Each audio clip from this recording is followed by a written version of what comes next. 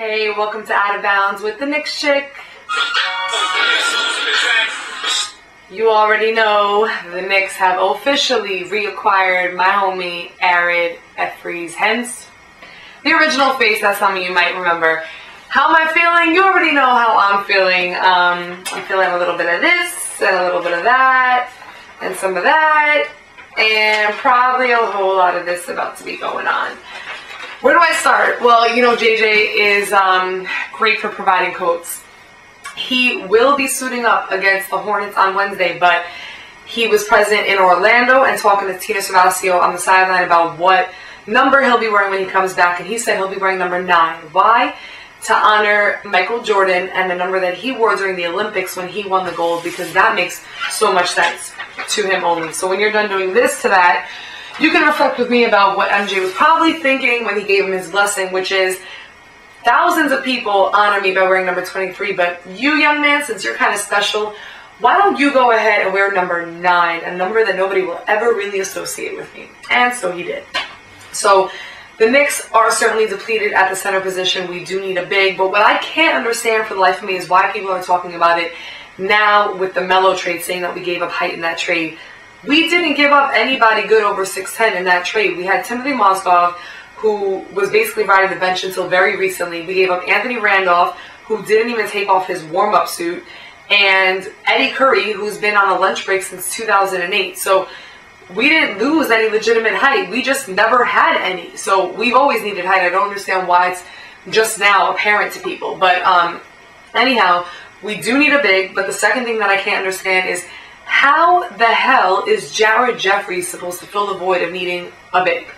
Just because you're 6'11" doesn't make you a legitimate center. In order for you to be a useful big, I need you to rebound, to block shots, and to be able to defend other bigs. And he does none of those. We had him last year.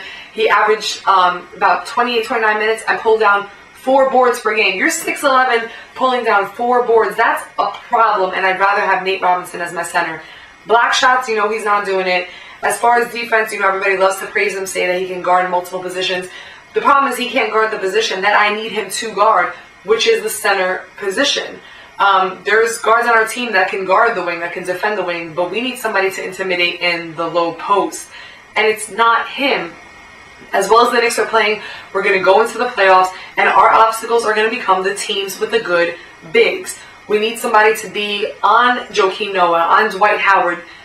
Jared Jeffries is not that person, and it's mind-boggling to me that people actually think that he's going to fill that void. I just don't get it.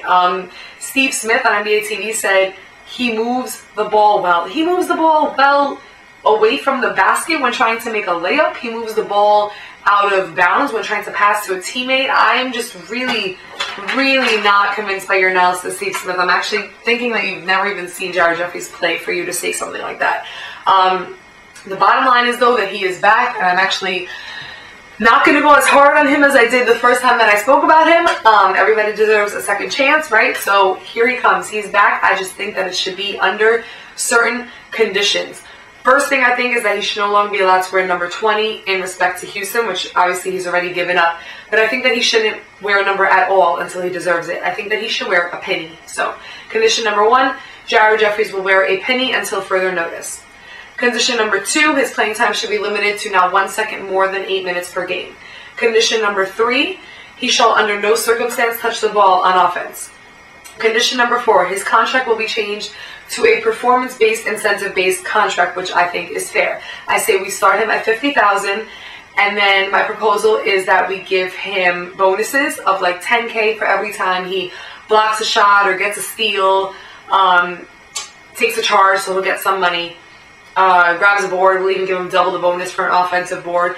And then by that same token, he should be docked $10K every time he misses a layup, every time he emails Jesus, every time he even attempts a three-pointer, every time he's called for the foul instead of the charge that he attempted, and every time he dribbles the ball off his foot. So things like that, let's dock his pay. So according to my calculations, he actually should owe us about $4 million by the end of the season. So this could turn out to be a not-so-bad pickup.